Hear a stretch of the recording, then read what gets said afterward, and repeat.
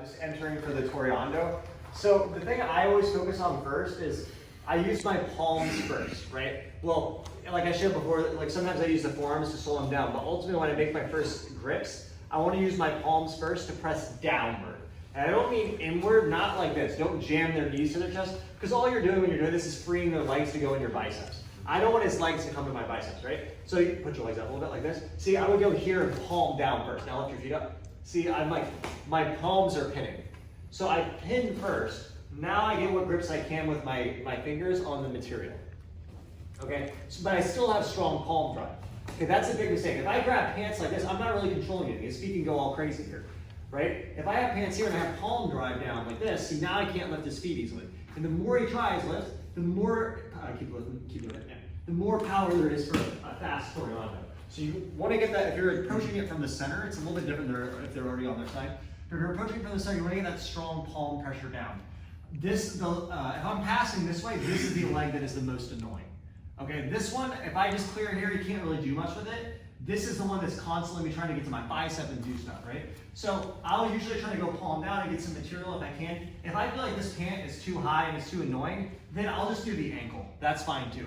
And usually what I do is I'll do like a slight pull this way before I press back this way. And I hit the Toreando, okay? When I do the Toreando, I want to stay really high chest, high posture, and I hinge at the hip. What I don't want to do is try to drive into him immediately, because he'll frame with his right arm, and then if he's framing this one too on the hip, like that, yeah, like this blocks me and I can't get in, his knees tight. What I want is when I go, so frame my shoulder again, I go really high, and it's really hard for him to reach. That opens the staff up for my knee to come in. Or if he stays really tight with his knees, he'll spin himself. Keep your knees super tight to yourself. Yeah, super tight, like don't let this, yeah. See, then when I go, he'll spin himself, and now I'll try to go more north-south to finish. Okay? But the big thing when you enter is try to pin the legs down with your palms and make your grips after. Okay? And I generally go over here. I generally like to focus on outside grips more rather than inside, because when you grab inside, usually the guy can lasso over top of the grip. If I go outside and kind of go in like this, I take all the slack out. My elbow's low and can't get in, right? And then you can't lasso because there's no slack from the outside grip. And I can also always use my palm down to prevent the foot from coming to the bicep. But if you go inside here like this, it's very easy for the guy to lasso over top of this. Here, okay? So again, palms first, pin, control, hit there, high posture first, so if he frames, he opens up space in the end.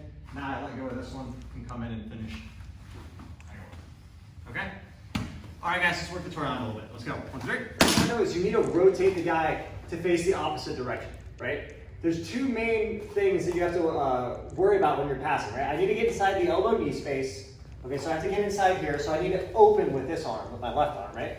My top arm, I want to rotate him to face the opposite way. Because even if I'm in here, if this leg can lasso over or do something, he's going to be able to recompose the guard. So my right arm's job is to rotate his hips to face the opposite direction. My left arm's job is to pull his leg open. So when I'm here like this, whatever grips I have, I step to the side with like this, there, and I pull open and drive. I like to have my elbows kind of tight first, so at least a little bit, so that I can pop. I don't want to be straight arm trying to run down like this. You don't have any power. Right? I want to be here and pop. You see, now I open this and I turn him away. So it's harder for him to lasso, do anything with this. He's rotated away, everything's good. And then from here I decide, if he tries to push on my shoulder and opens the space, now I can drop my knee and go for more of a knee on belly finish. If his elbow and knee is really, really tight, then I might go more north-south finish, okay? But try not to, when you do your Toreando, step around and try to go straight into knee on belly. Don't do that. You want to think more that you're trying to land in this kind of overhead high position. I'm high, I'm chest over chest. There's really no easy place for him to go. He's frozen. If you try to go straight to knee on belly, you usually end up more like this. You don't turn him over enough, because by going to knee on belly, I'm not that far pushing him. Right? My leg's out here, he can fight back. I want this leg really high. Here, like this. See? That's how I get enough drive. If this leg was back here, I couldn't be pushing that far that way. So I need to be more here. Now I come in and I can finish. Does that make sense? Are you also pulling up on the near leg? I'm not pulling up so much. It can depend on what they do. I'm more pulling out. Okay. Right? So I'd be like here like this. Once I clear this, usually I just let go of this and go in. Because once this is, the whole purpose of this arm is to open this space and clear the leg. Once this is in, I don't need it anymore. So I'll keep this, because this stops him from turtling if you try to turn away. I can pull this back to stop the turtle. If he wants to shrimp off the floor, I can control that, and that makes that hard. This just really makes everything difficult. And then this arm will either cross face, go over the back, whatever. And then maybe I'll switch him south. Just depends on how we finish. Okay? All right, guys, let's work that one a little bit longer, and we'll do another question. Let's go. 1, 2, 3.